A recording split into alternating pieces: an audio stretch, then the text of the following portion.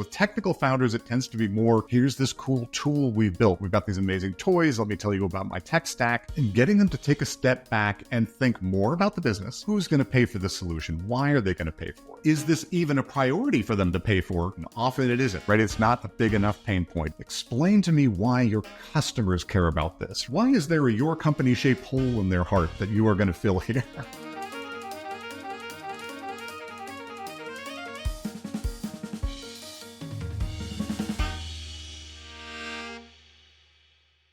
Hey guys, this is the Relentless Pursuit of Winning podcast. My name is Rick Meekins. I'm going to be your host today. And in the studio, we've got Lance Cottrell. How are you today, sir? I'm doing wonderful, thanks. Awesome. Thank you so much for being here. We're going to have a great show. This is going to be really interesting. This is the show that's going to really talk about a little bit about that journey that we go on. You know, as technical founders, we're trying to just make it happen. You know what I'm saying? We've got something passionate we're about, and we really want to dig into that a little bit. So, Lance, you want to give us a little bit of your background, who you are, what you've done, where you've been? Sure, absolutely. I got started my whole life. I was planning to be a physicist, and so I went to college for physics. I was in a PhD program doing astrophysics, working with a Hubble Space Telescope and all that good stuff. But I discovered that what I was passionate about was privacy. And so about 5 years into my PhD with a half-written thesis, I put all of that on hold to start an internet privacy company called Anonymizer. Wow, that was I was thinking. Yeah, right. And so that went along for a while. We went through a massive pivot after the dot-com collapse, and ended up going through an exit in 2008, and that's when I got involved in angel investing and working with startup founders. Wow. That's huge. That's huge. So true to our conversation here, it's like you're coming in from the perspective of being an astrophysicist, messing around with the Hubble spacecraft and all that, and then you jump into business, which is huge. I mean, it's a huge change. What was that experience like for you? That was getting thrown in the deep end of a very deep pool. I had no idea what I was doing. And fundamentally, it was almost sort of very much a fake it till you make it kind of approach, where I sort of thought about, well, so if I was starting a business, what kind of things would I be doing? So I looked into getting the business license and setting up an LLC and getting an office. And pretty soon, business was happening. But in some ways, I was lucky because this was really, really early in the internet. So there was no competition. I was in a completely, blue ocean scenario, and I had time to kind of work out what I was doing because we didn't have some of the support systems that exist now, right? There weren't accelerators. There weren't a lot of advisors that you could turn to. So I was just scrambling. Wow. Well, what was scary for you? I always sort of felt the potential for disaster. I mean, I was 26 when I started, so hiring people, I didn't know how to manage them. I mean, I'd fundamentally almost never been in a real job before, so I didn't even have context for that. And I kind of took my academic background to that to really make a study of how do you manage people? How do you run a business? How do you think about working with teams? And hiring developers and other people into the company who were twice my age, and then that was just mentally challenging, and getting out of my own way as a sort of scientist, especially for marketing purposes, right? Because to some extent, a lot of engineers, it's like marketing bad and you don't want to promote yourself. And, you're always trying to be very clear and real about what your product does. And you don't want to lie, but you can put things in the best possible light. And it took me a while to get out of my own way to be able to be positive, enthusiastic about what I was doing. Wow. That's something that typically takes a while. I mean, did you, I had two questions for you. One, I was just like, you talked a little bit about like doing research and that sort of thing. I see, I wouldn't say I'm an avid reader. I read. I think where I'm curious about is like turning that, theoretical knowledge into practical knowledge. It's just like one thing to read about building and managing teams, something else entirely to actually do that. What was your experience like? I find I'm a very applied learner. So yeah, if you just gave me a book and had me go off and read it and then come back, I don't think much would stick. But because I was doing it at the time, I could read a chapter and start applying it that day to what I was doing. I read the next chapter and apply it. And so had a very, very short feedback cycle in the learning process. And that seemed to work pretty well for me. Yeah. Almost like a playbook. Yeah, that works. Right. That works. That makes sense. Cool. And what was a like kind of like a standout moment for you in that whole process? There were so many. One of the things I learned was just to deal with stress and, disasters, which happen all the time. I mean, the number of times the company came within just a hair's breadth of total failure is not countable on two hands. And so you eventually develop a sort of casual attitude towards chaos and disaster, and people would be, tearing their hair out around me, and I just kind of plug along. Like, well, how do we survive this? What do we need to do? How do you need to act to take that next breath, to get that next dollar in, to keep the doors open? And there were times it got extreme, like during the dot-com collapse. Going into that summer, we had an acquisition offer that was pretty good, like $10-12 million. We had an angel investor who wanted to put in a couple $1 million, and we're okay. One or the other of these things is going to go. We'll be fine. Dot-com collapse happens. Angel backs out. While we're negotiating the acquisition, their stock price went from 30 to 3, and so they walked away from that deal.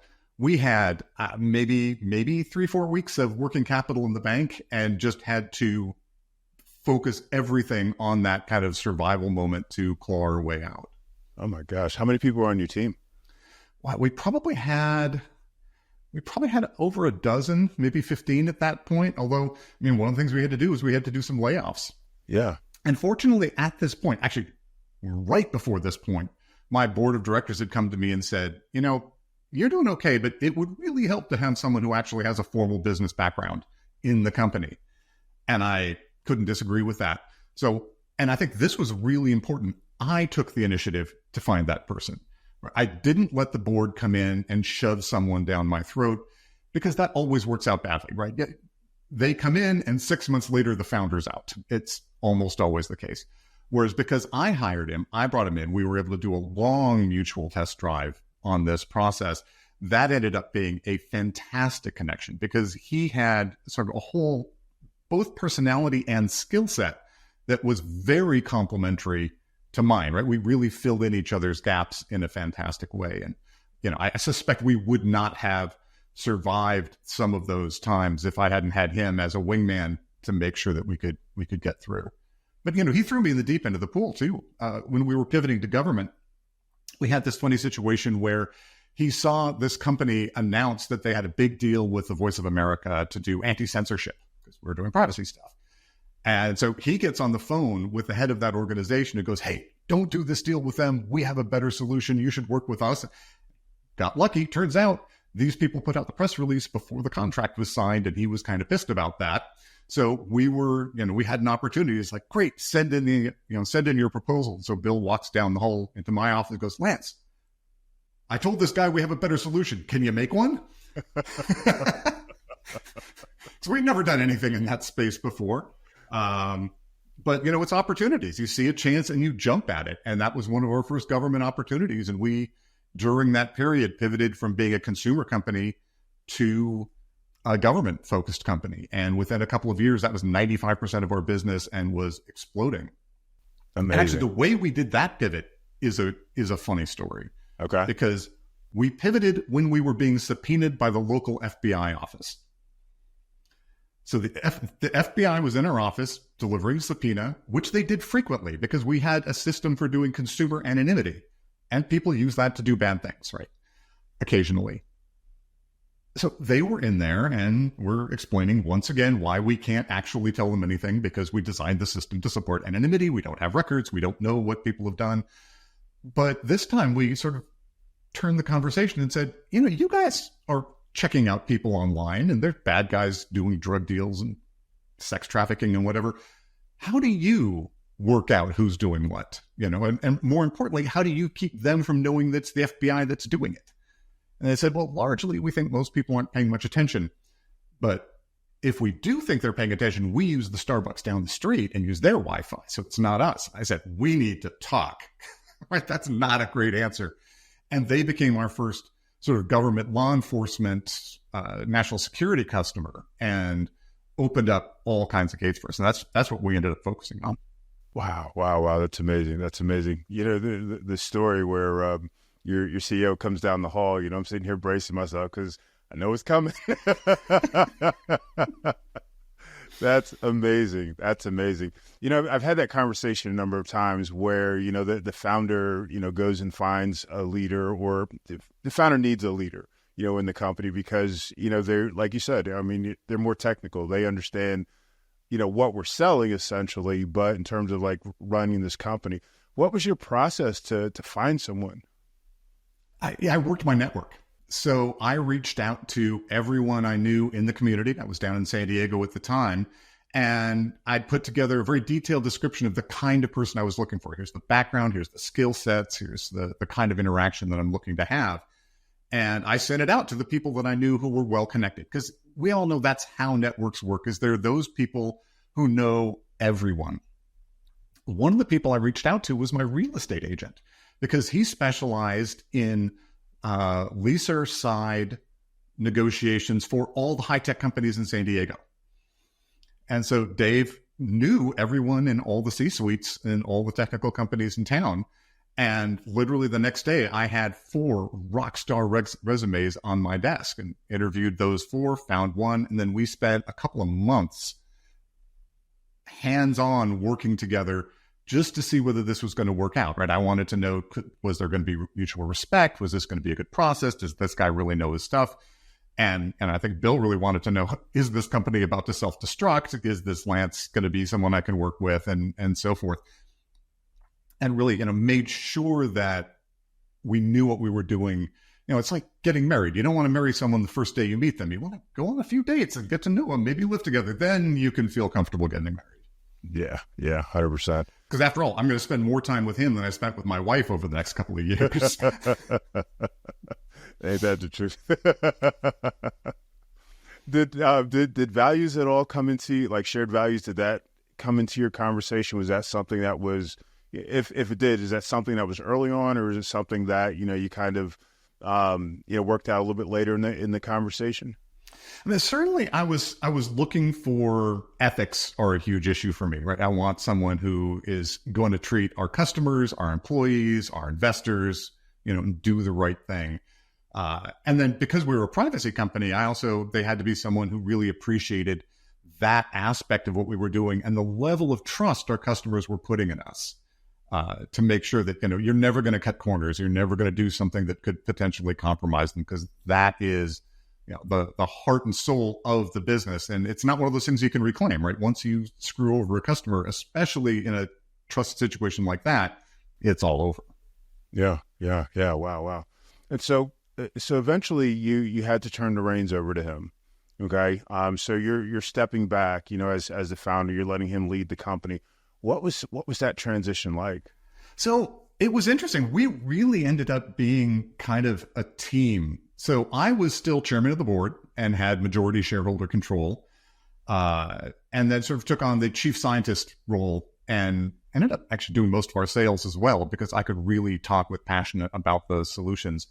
And then he was much more running the day-to-day operations. So he would be, managing HR. He understood marketing far better than I did, and, worked on the finance side. Actually, one of the best things, though, was I was able to hand off the board of directors to him. So when they had questions or wanted to pester us, he got the phone call instead of me. That was great. But really, I found it was funny. We didn't necessarily always agree, but there was so much respect there that we could have those discussions and really, beat hard on the ideas. And it was never, you're wrong, but I disagree with what you're saying. And let's, get to the bottom of how we want to work this out for the benefit of the company. And that was always sort of in the center of all of those discussions. Yeah. Did that ever get like pretty heated, or is that something where just kind of professional courtesy? It got intense. It certainly got intense at times, but yeah. I think we managed to keep keep the emotions out of it. So it was always the intensity about caring about the business and caring about how that worked. I mean, the real having to let go moment was when I sold the company, and, you know, we had gold handcuffs. I had to stay on for at least 2 more years. And that was a big mental adjustment where, you know, it's now their baby, and I can express my opinion, but at the end of the day, I don't have any leverage, and they're going to do with this what they want. And I just had to be okay with that. That took some mental readjustment but I knew I was going to have an issue with that going in. So I was prepared for it and kind of had the mantra, you know, you own the company now, you paid us all out. This is your baby. You get to do what you want. And in fact, that was a great experience. They treated me fantastically well. I committed to 2 years, and I actually stayed on for 12. Oh, wow. It wasn't which good for you. Way longer than I planned, but we're doing really cool stuff. It's a fun job. They treated me well. And after a couple of years, I moved out here to wine country and did it all telecommuting. So, I mean, who can argue with that? Yeah. Awesome. So what was next for you? So, like I said, once I sold the company, I stayed on as their chief scientist, but that's when I started getting active in angel investing. So when I moved out here, one of the first things I did was join the North Bay Angels and got involved with that. And through that, they connected me with a mentoring group, a little local in-person mentoring organization to work with startup founders. And I discovered that was just something I was very passionate about and enjoyed and was pretty good at. And so I did more and more of that and realized I didn't scale very well, right? That you can only talk to so many people one-on-one in person. And so that's why I started Feel the Boot, which is my podcast, YouTube channel, website, so that whenever I'd have these conversations, about the third time I'd answer the same question. I'm like, okay, this is something that a lot of people are struggling with. Let me make an episode and an article about that topic. And so now, actually, in about an hour, I'm going to drop episode 102. Nice. Congratulations. That's awesome. You have a lot of followers? Yeah, well, yeah, on YouTube, we're up to about 3,000 subscribers. It's kind of a niche audience because we're really targeting founders primarily in, you know, the sort of classic .com startup, high growth, driving towards an exit in 5 to 7 years kind of scenarios. And I primarily work with them at the first funding round kind of level. So they're getting their MVP out. They've started talking to customers, but they don't have product market fit. They probably don't have a team beyond just the founders, maybe the first 1 or 2 hires. And I love that stage in a company because that's when you're making the big decisions, create the structure that's going to go into the company as it explodes. Yes. You know, it's always interesting working with startups and like the I guess the place where they are, you know, that you know, it's my products, my company, et cetera, et cetera. What are some of the things, I'm just going to say, what are some of the things that founders really need to get over, you know, at that stage when they're working with you? So, I mean, it varies a lot. There are certainly some founders who are fairly immune to advice, and I try not to spend much time with them. You know, they have a vision, they think they're right, and they're not going to take guidance. Technical founders, I find, and mission-based founders as well, are super obsessed with the problem and the solution. Right. So the mission people, it's all about the problem. Here's this thing we're going to solve in the world. With technical founders, it tends to be more, here's this cool tool we've built. We've got these amazing toys. Let me tell you about my tech stack.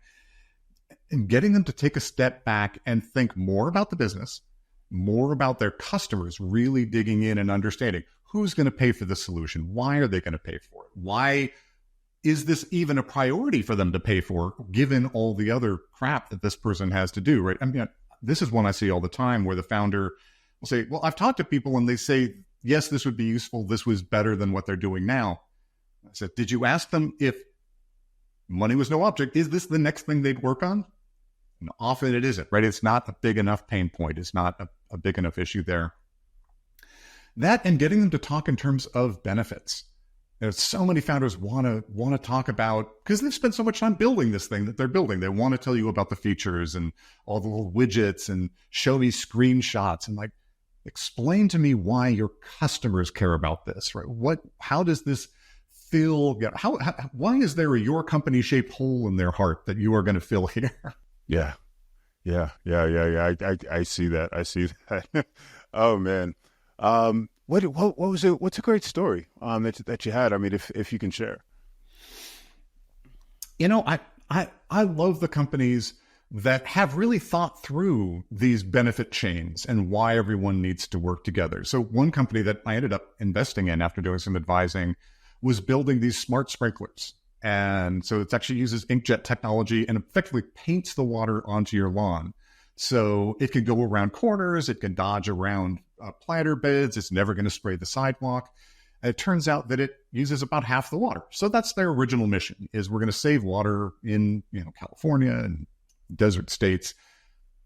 But they'd really gone out and done the research on who installs these, how does this work? And so they'd put together a program where for the end user, they're going to pay about the same for a normal sprinkler system, but they're going to use half the water and it's going to pay itself off in a couple of years.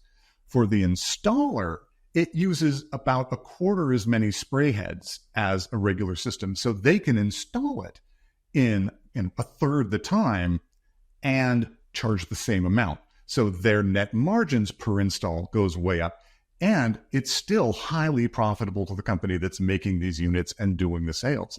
So I'm like, okay, you've thought through who are all the stakeholders in this scenario and why do they all have a strong incentive to want to engage with your product?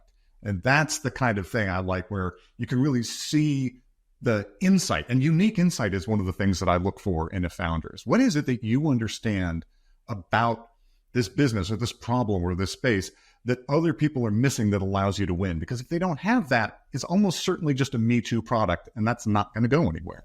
Yeah, 100%. Wow, that's amazing.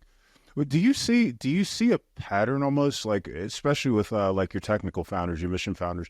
Do you see a pattern with regard to their business sense?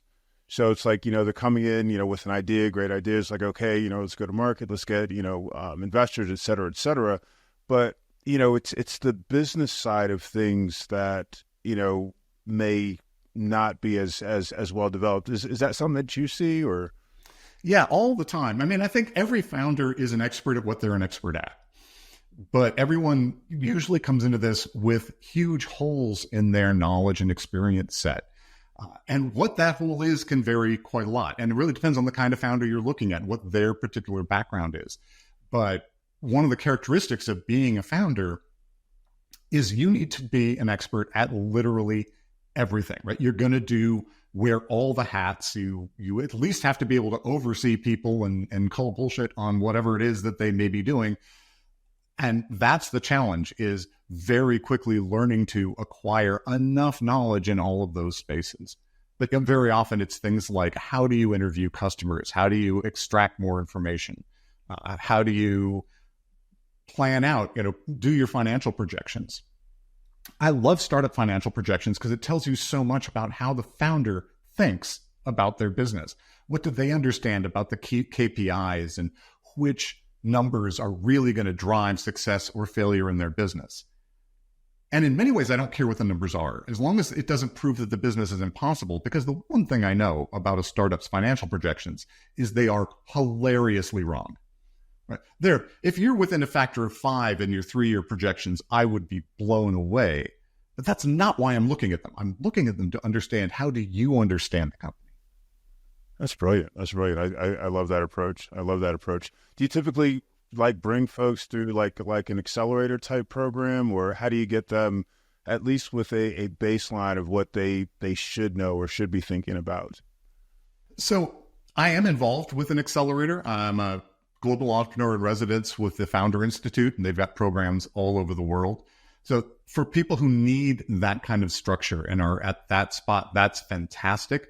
It also, of course, a lot of these accelerators provide whole networks of mentors, so that whatever the problem you've got, there is someone you can plug into who can help you understand that, or maybe make introductions. But most of the people I work with end up finding me through the YouTube channel now.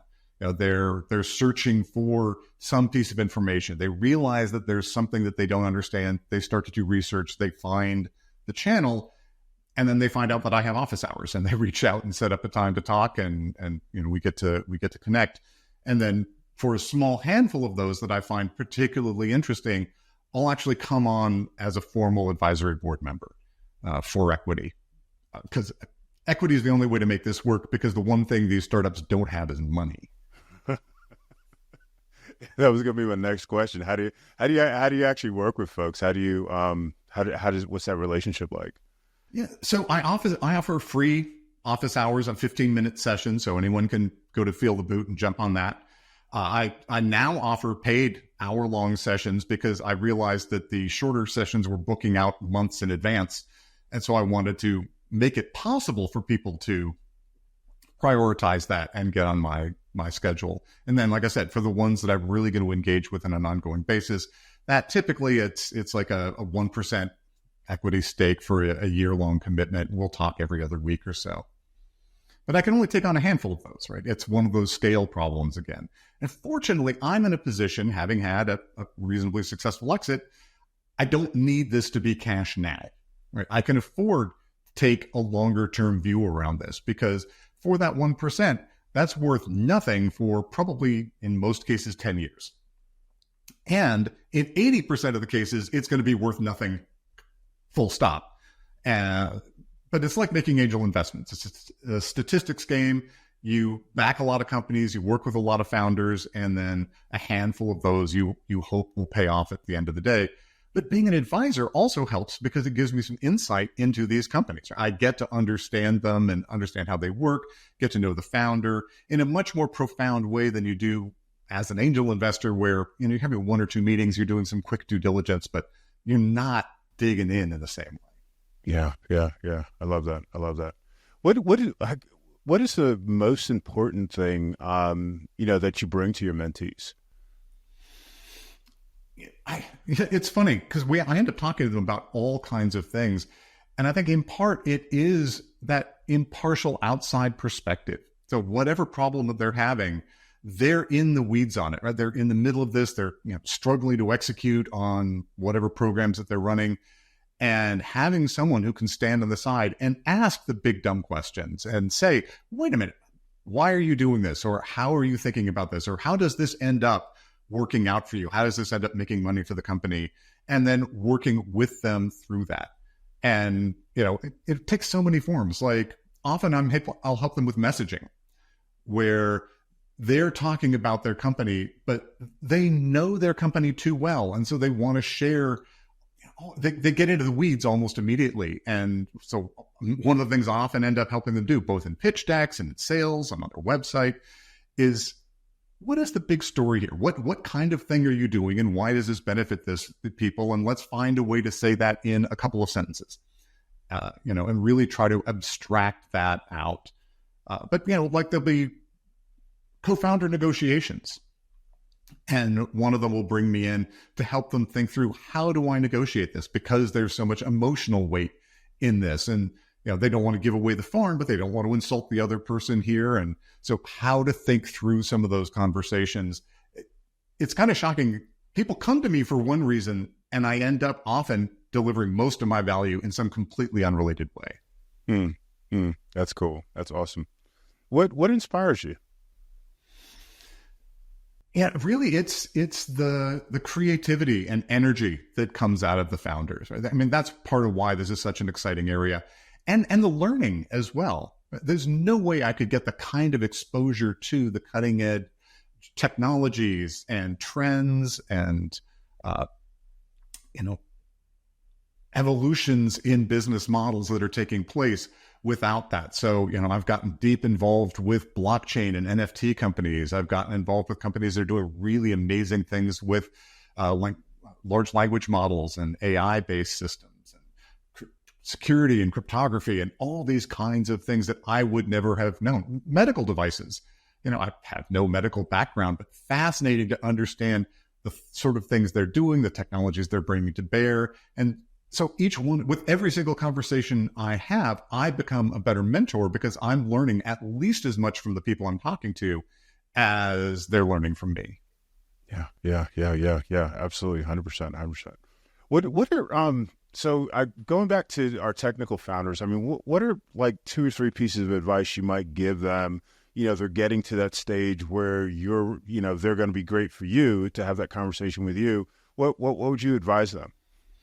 I think one of the things that technical founders need to do if they want to stay as the CEO, right? If they're going to be the core person, is they need to be replacing themselves as the CTO as fast as they can, and really embracing the meta level work that is the CEO's job, because it's enticing to always be working in the business, getting things done. You've got all these features you want to implement. There's these tasks, there's these people you need to call.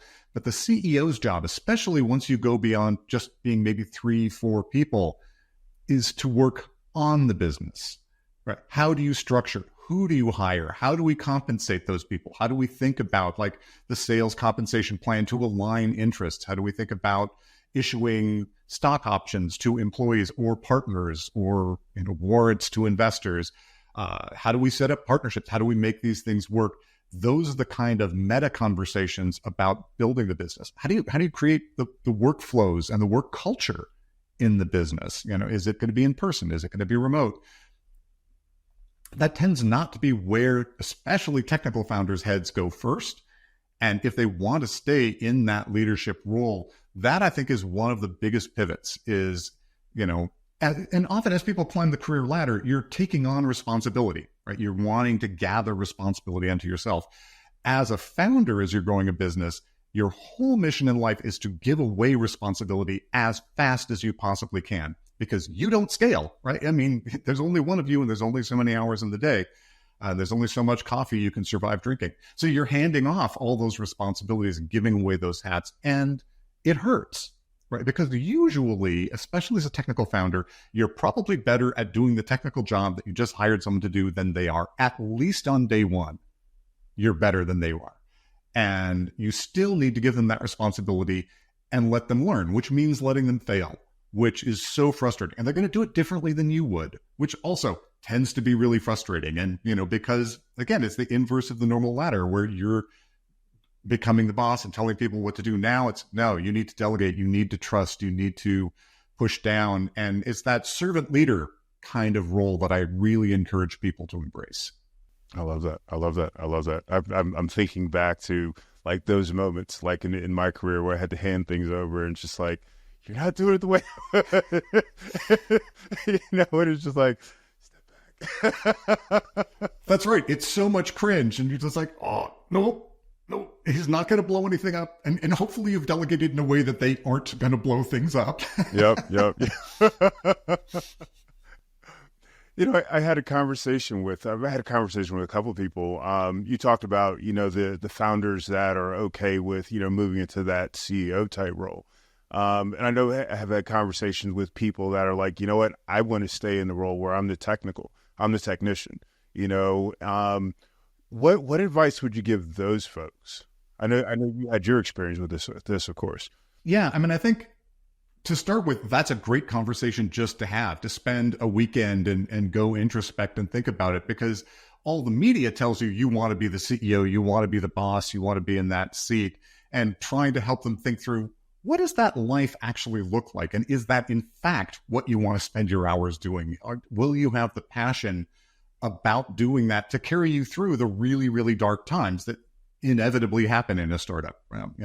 If you only have a couple of super dark periods in your startup, you're sort of miraculous. So understanding, is that a role you want? But then hiring that next person is going to be the real key. So that could be a co-founder, right? And that's why co-founders often work so well, is you find someone else who has the complementary skill set and personality, and they can be that person. But you really need to look for that personality fit and understand, is there that mutual respect going on? Is this person looking for an opportunity to be the boss and they're going to resent you as the founder? Because the founder always has a huge amount of cachet, and people will do sort of go where the founder leads, even if they're not technically the leader on the org chart anymore. That needs to be a compatible relationship.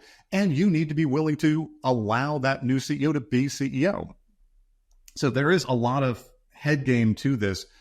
And it just takes a long time, right? It's a lot of interviewing. It's a lot of looking for that fit. But I think more than anyone else you could possibly hire, taking the time to get that job right is going to be really key. And you can even promote into it. So you could put someone as, say, COO, delegate a lot of that to them. And then if that works, let them slide up into that next position up so you can stay focused on the technology or whatever it is that drove you into this space in the first place. Yeah. Great stuff.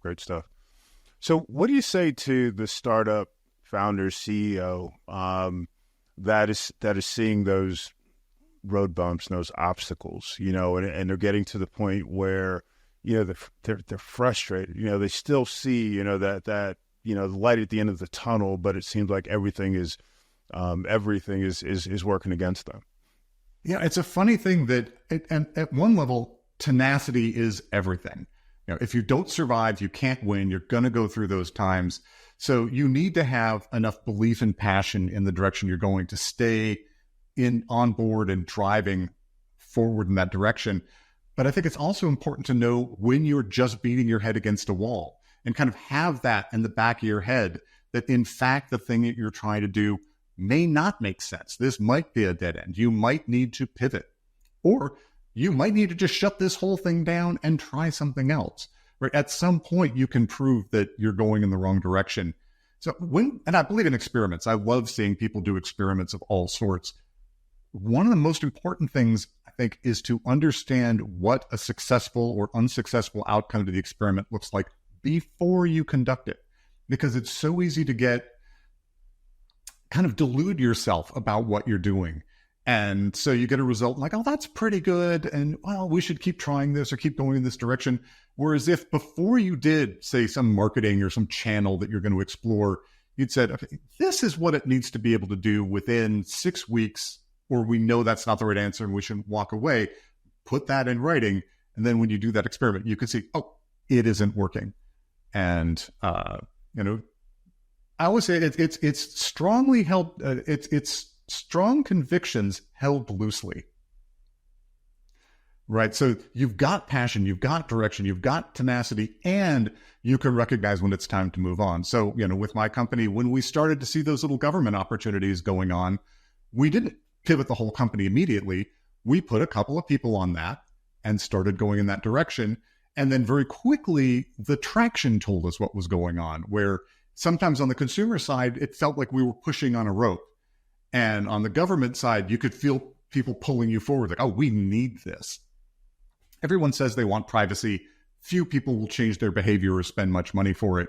Whereas on the government side, I talked to this one government person and said, why do you need this solution? He said, well, because of a lack of communications privacy, a bunch of our people in this one country ended up dead in a ditch, and we don't want that to happen again. And you're like, oh, pain point. Got it, right? That's going to motivate you to want to do it. And so when we found that, that's product market fit, is when it goes from you're pushing, when you're selling, you're trying to convince people to, you just sort of expose people to the solution and they say, I want, shut up and take my money. That's when you've really got that transition. And I think I went way afield from the question you asked. Oh, good. All good. You've got some great resources for folks that are in this in the founder space. You want to talk about that a little bit before we wrap up? Yeah, absolutely. So like I said, because I don't scale, I built this entire platform for startup advice called Feel the Boot. And it's called that because some of the people I advised started referring to me as the boot, because I give a sort of motivating kick in the ass from time to time. But it's got all sorts of advice on many, many aspects of the startup journey, because all of the episodes have really been driven by conversations with founders.